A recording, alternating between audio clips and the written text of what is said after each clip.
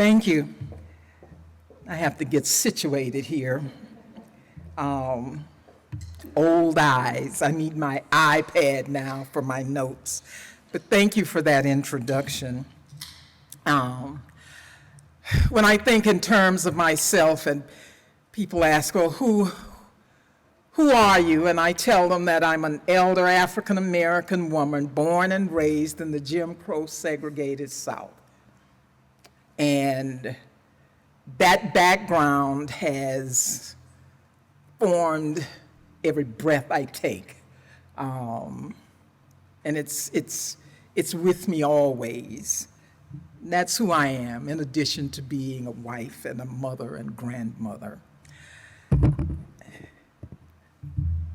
I'm glad you're here today to see this collection of quilts. And this is a portion of the quilts that I collect.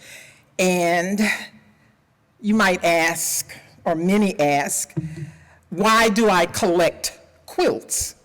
What's so special about quilts?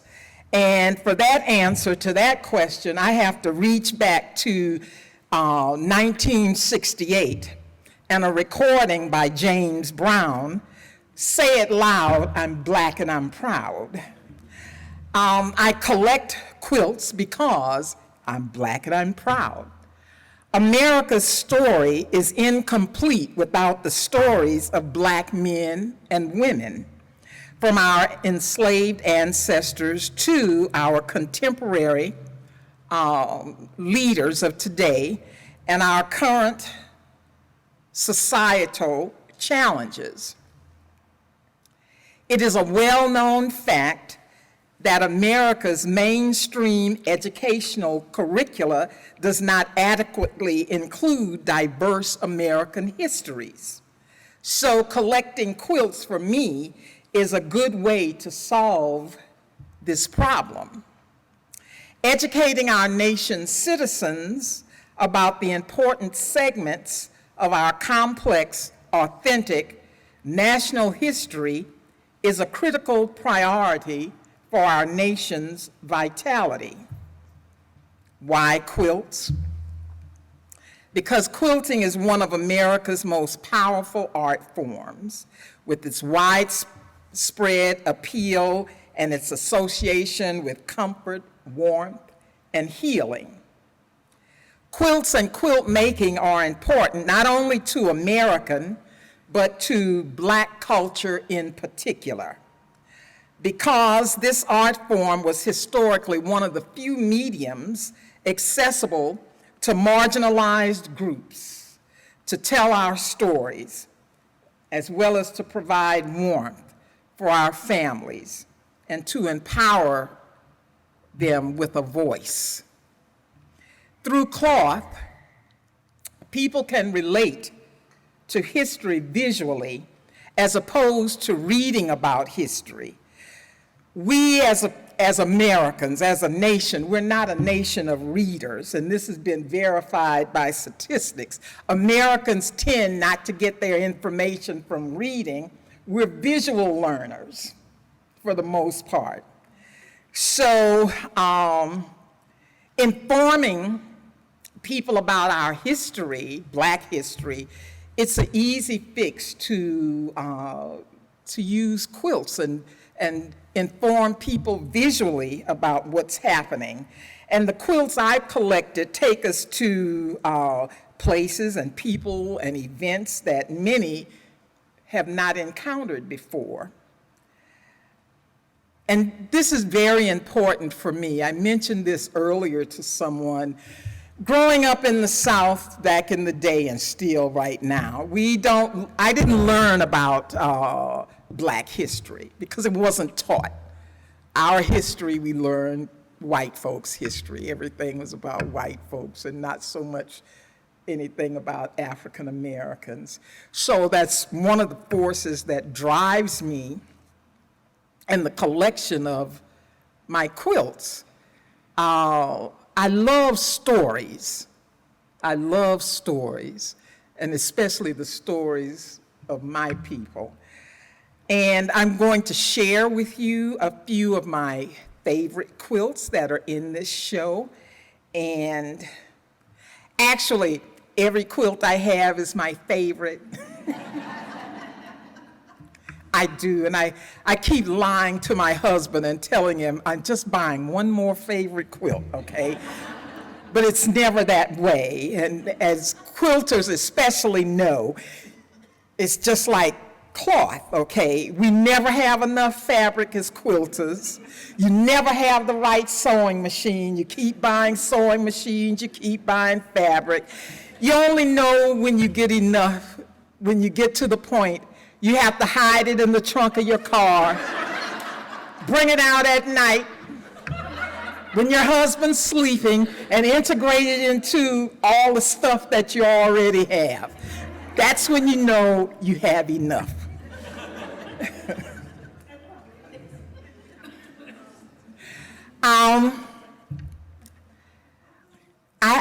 Somebody asked me how many quilts do I have. I have several hundred quilts. I chose 100 of my favorite quilts. And I think 60 of them are in the show here. Is it 60? I'm kind of lost count. But anyway, these are that are pictured are some of my favorites. And this quilt is called An Ode to Harriet, and it's a celebration of Harriet Power's Bible quilt. And it was given to me by Barbara Payne, who, the late Barbara Payne from Columbus, Ohio. In fact, she gave it to me on her deathbed. She made this quilt like maybe 25 years before she passed away, and she never showed it to anyone because she was afraid to show it to people because she thought people would think, how dare you, as an ordinary quilter, make something made by Harriet Powers with her pattern. Harriet Powers we sometimes call the mother of African American quilt making, and her 2 Bible quilts are infamously famous. And this quilt is all hand done, hand appliqued, and hand quilted, and it depicts each one of the squares in Harriet Powers' Bible quilt. And it was very special to Barbara Payne because she was a very religious woman, and the symbolism in this quilt meant a lot to her.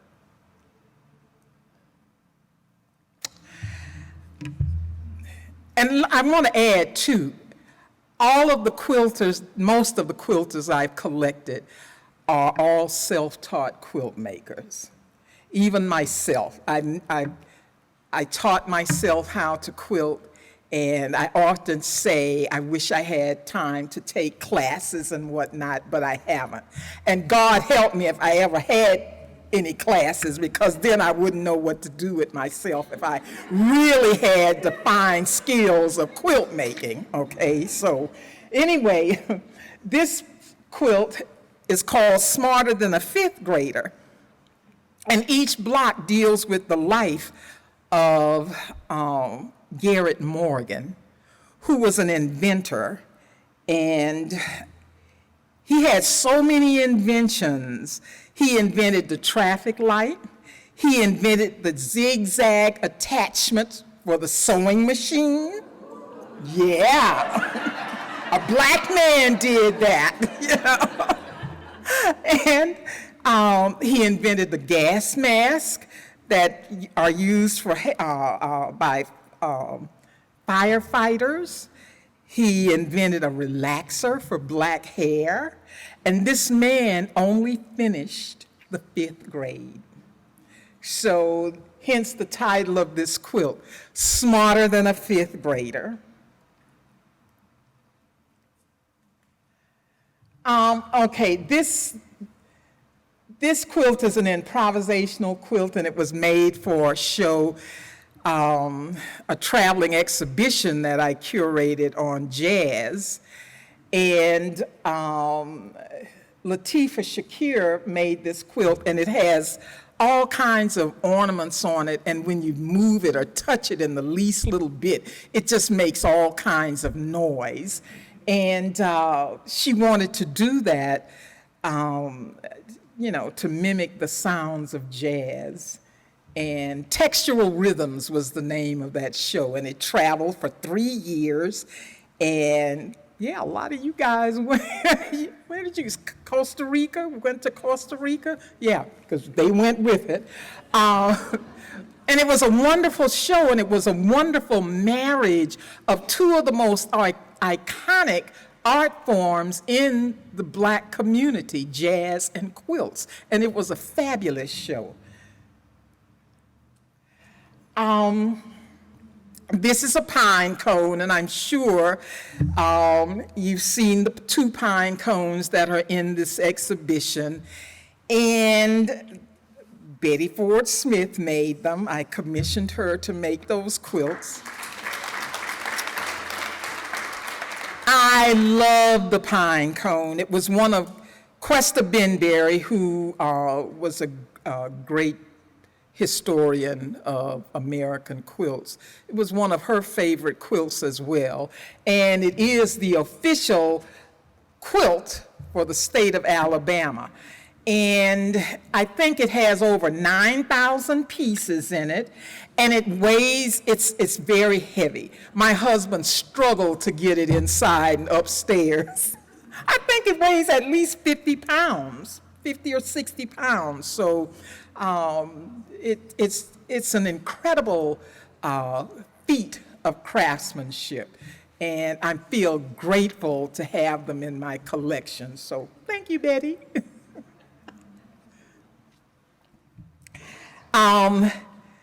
This quilt was made by Lamurchie Frazier, and it celebrates Robert Small.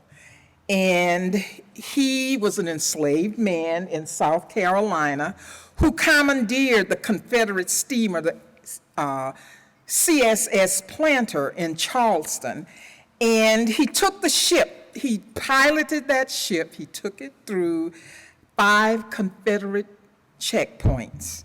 And he piloted that steamer to freedom by surrendering it to a Union naval fleet. And as pilot of that ship, President Lincoln rewarded Smalls a bounty of money and a commission into the Union Navy as captain of the CSS Planter. And Robert Small was the first Black captain of a U.S. vessel.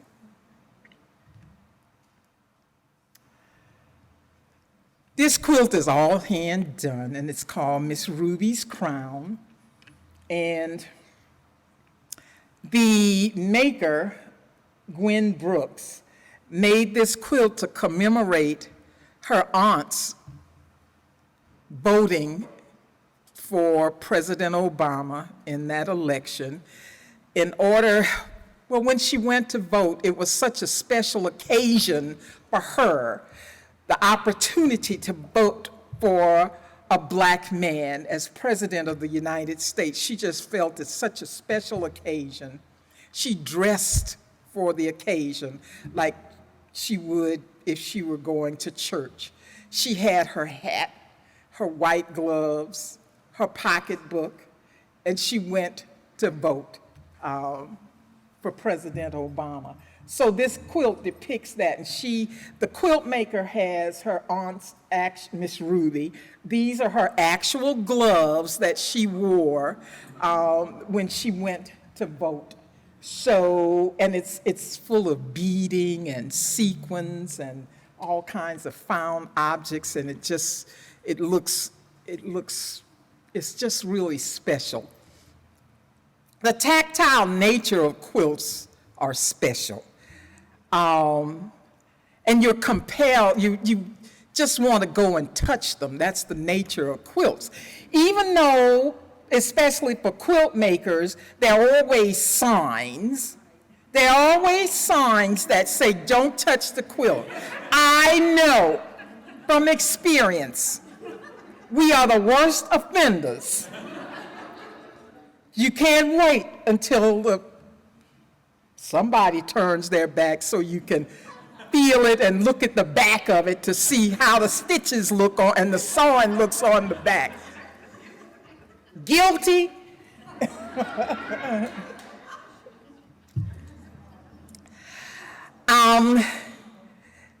This quilt was made by Dorothy Burge, and it's called Trayvon Could Have Been My Son, and it's dedicated to Trayvon Martin, who was murdered in 2012 by George Zimmerman while he was walking home from the store, and he went to get a bag of Skittles and a can of iced tea, and he was killed just for looking suspicious while walking home. So Dorothy made this quilt, and you see the title, Trayvon Could Have Been My Son. And I love these quilts because they tell so many facets of Black history and what it's like living as a Black person in this country. This quilt was made by the late Marion Coleman, and it's Ruby Bridges. And Ruby Bridges was the first African American to desegregate a school in Louisiana. And to me, that's one of the hallmarks of Black history, that first person that desegregated a school. That was during my time as well.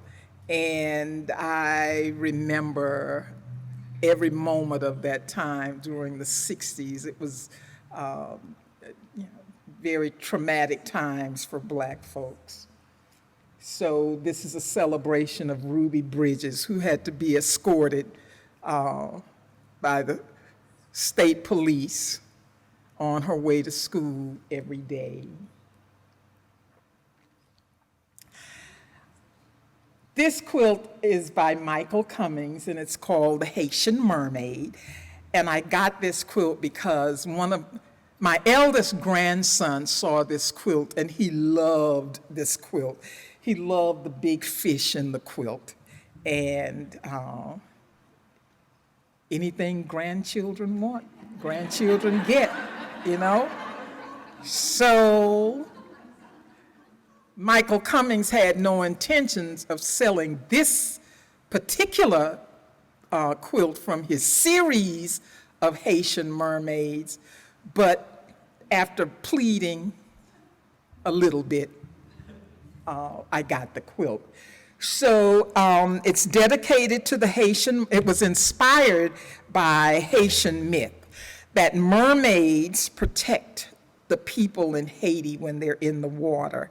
And then the mermaid takes the form of a woman when she's on land. So I say that this is Nasir's quilt. So, Michael Cummings is a longtime member of the Women of Color Quilters Network. And I have to say, the Women of Color Quilters Network I founded, but there are men in the network. There are maybe 5 men now. And I never changed the name of the network. Why? Because at one time, one of my male members was to meet me. He flew in from Washington, and he came to the airport in Cincinnati, and we were going to Paducah, Kentucky to give a lecture. And we were waiting in the little waiting area, and he asked me, Carolyn, where's the plane? When is the plane coming, you know? And I pointed out on the tarmac, and there was this little American Eagle airline, little puddle hopper. I said, we're going on, the American Eagle. He said, that's not an eagle, it's a sparrow, and I'm not getting on it, you know? After much convincing, and there were only 3 people on that flight.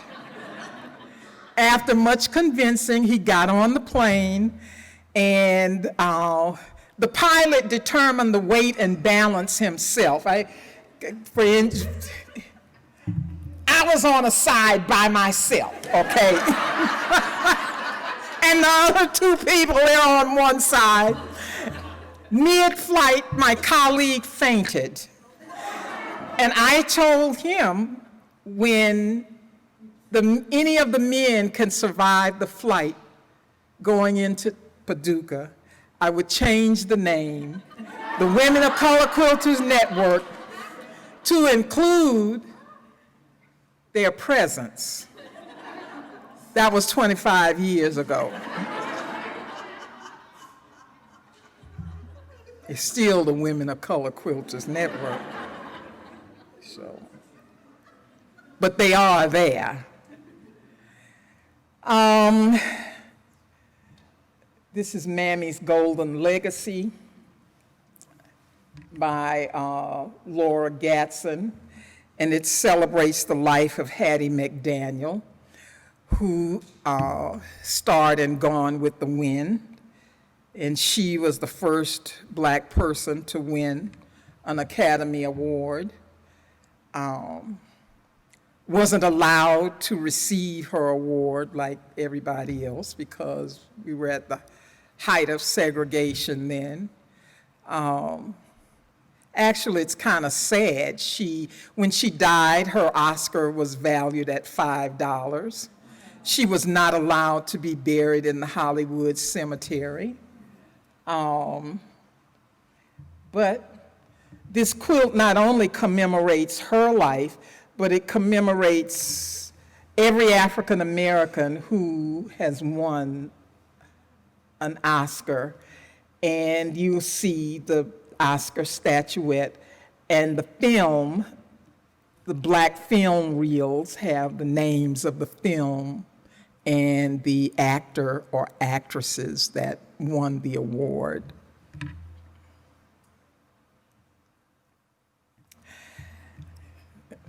This is one of my favorite quilts, and it's by Viola Burley Leak. And it is called Katrina, Wreckage and Tears. And I'm from New Orleans, and Katrina really changed the flavor of that city. It was very traumatizing for us. It's very difficult for New Orleans folks to live anywhere else but New Orleans. We're glued to New Orleans. But it was a tragic circumstance, Katrina, and the aftermath of Katrina. So many tens of thousands of people left and they never returned to New Orleans. And New Orleans is a very unique flavor, very unique culture. And I'm sure every African American that was displaced really knows it, because it's hard to leave home. But this is improvisation at its best. The artist was trained as a printmaker, and she was Aaron Douglas's assistant for many years. And her work has very much a flavor of Aaron Douglas in it as well. But this is an improvisational quilt, totally improvisational quilt. And it has elements of printmaking in it, applique, and a variety of different fabrics in this piece. And it's one of my, like everything else, it's one of my favorite quilts. I commissioned this quilt after the murder of George Floyd in 2020, and it was part of an exhibition that the Women of Color Quilters Network did in partnership with the Textile Center in Minneapolis. When I saw the film of George Floyd, and when he called out for his mother, to me it was like, as a mother, a clarion call to every mother on earth when he called out to his mother.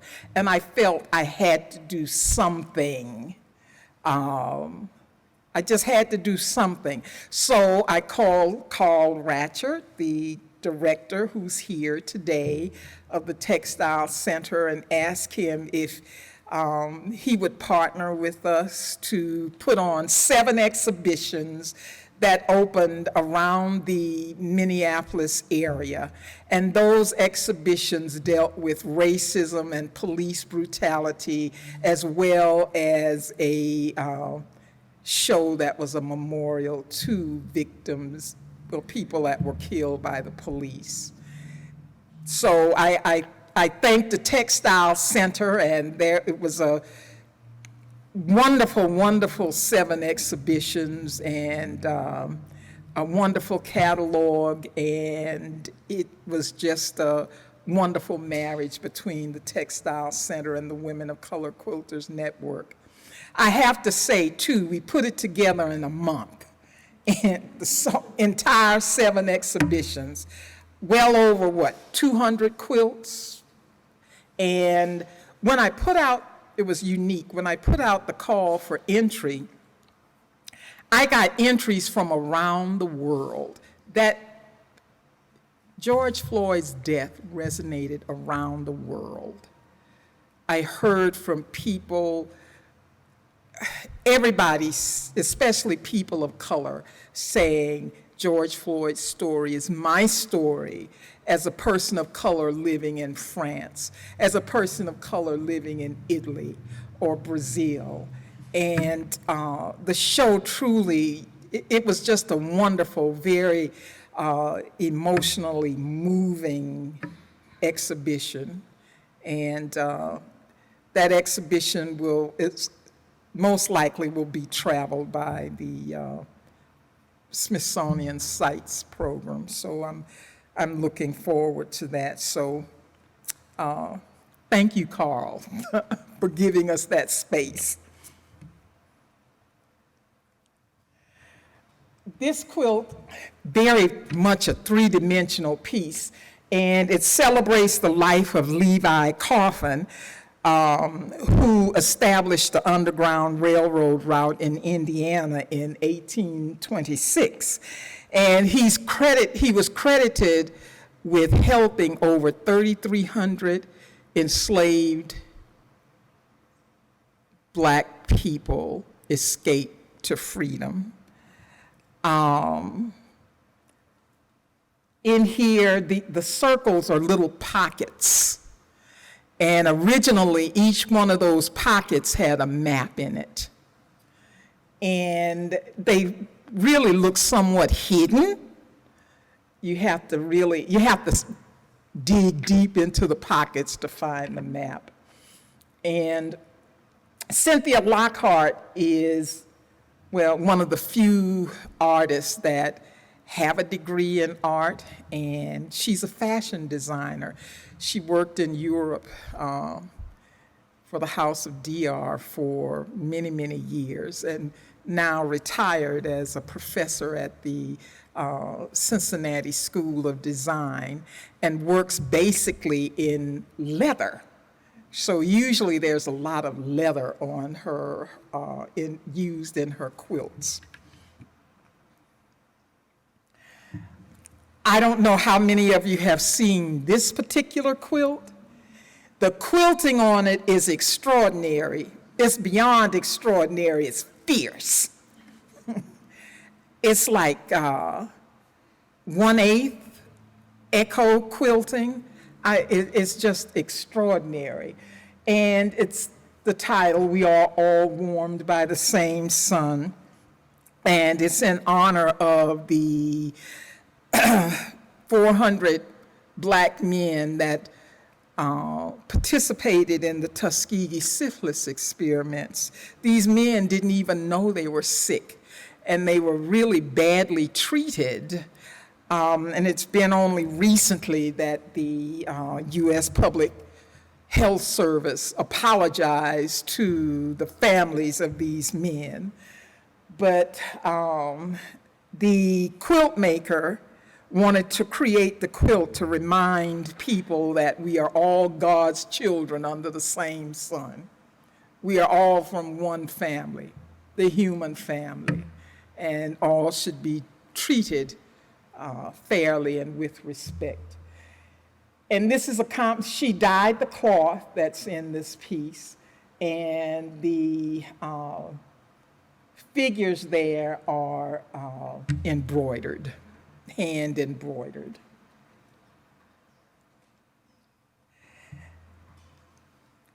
This quilt celebrates Paul Robeson, and he was the first Black to play Othello on Broadway, and again, it's one of my favorite quilts. It's a combination of machine applique and machine quilting, and in the quilt, the quilter has some of the actual newspaper clippings of about Othello appearing on Broadway for the first time. So I gave a lecture once in Minneapolis, and it's obvious I collect quilts that deal with social and political issues and stories of our time as African Americans. When I finished my lecture, somebody in the audience asked, "Well, do you ever have any happy quilts?" So I included this quilt. It's, flowers remind me of life. So, recurring life cycle. So I included this quilt. It's a whole cloth quilt, hand painted on, and it won Best in Show at the last National Quilting Association show. And it was made by Juanita Jaeger, who paints with a soy paint base that she mixes. And all of her quilts are flower quilts. She's an avid gardener. So I thought, well, let me put this in. This is something a deviation. Okay, so I'm a quilt maker, and people forget that I quilt. And, but I do. And I haven't had that much time to quilt, but this is one of my quilts. I love black and white quilts. There's nothing to get in between the message, between the viewer and the maker using black and white. It's very stark and I think to the point. All of my quilts have circles in them because that's, for me, it symbolizes life continuing. And these are 3 generations of Black women wrapped in a quilt. And a lot of my work deals with the status of women. I like to do that because I like to remind, especially young women, about the power that they have. Women as mothers and bearers of children are the first teachers of all humanity in that they're teaching their children. That is an influence. It influences every human being on the planet. And it's a powerful place to be in. And I often tell people, women don't start wars usually, but we have something much more powerful than bombs and bullets. We have the sword of our tongue. Whatever women have to say is powerful. And I often say, I've raised 3 sons, and I know words can bring them to their knees. It's what mothers have to say is powerful. What women have to say is powerful. I also feel there will never be peace on earth until every woman on the planet has her equal rights.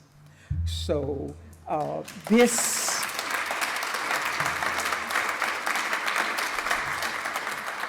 is a reminder for me, for young women, of the power that they have.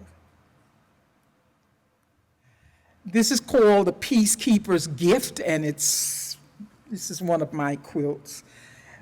Originally, this was a black and white quilt, and I decided to paint over it. These quilts are whole cloth quilts that I've sent out to be printed, and this particular quilt had a smudge on it, so I decided, oh, well, I'll paint over it. So, and it's a story as well, and it is about the UN peacekeepers that have gone in to countries in East Africa, countries in Haiti, and many times they have abused young girls, young boys. They've impregnated girls in these African villages. They give birth to mixed race kids that are ostracized, as well as the women, young girls that give birth to these kids. And this is a complaint that's come before the United Nations time and time again for the past 30 years, and nothing's been done about it. It's still going on. And children are born here, they're innocent. They are innocent.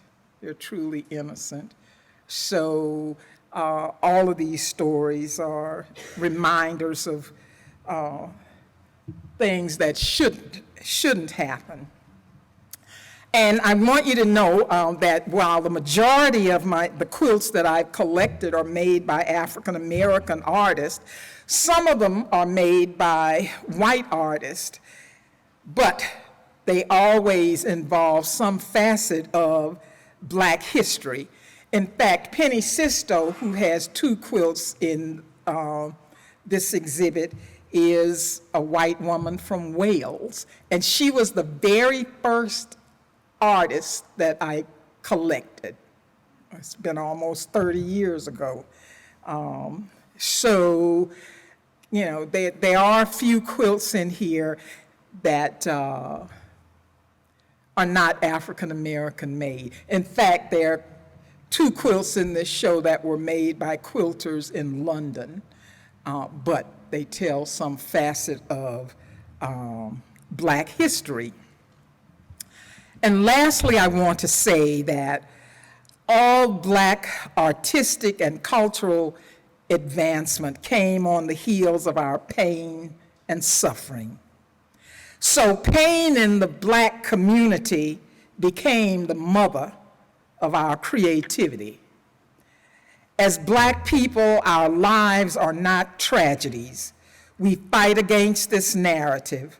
Our lives are lives of survival. Survival stories that we pass down from generation to generation. Our quilts have given voice to the voiceless. They transcend our suffering, and they reclaim history and transform the future of our descendants with knowledge. My being Black represents a legacy of resilience, a legacy of survival. And I say, as I did in the beginning of my talk, and I say it loud, people, I'm Black and I'm proud. All quilts tell a story, whether narrative or not. It does not matter the race, culture, or religion. All the quilts that are made by quilt makers tell a story. All quilt makers are griots, transmitting America's stories. We are all storytellers. Thank you.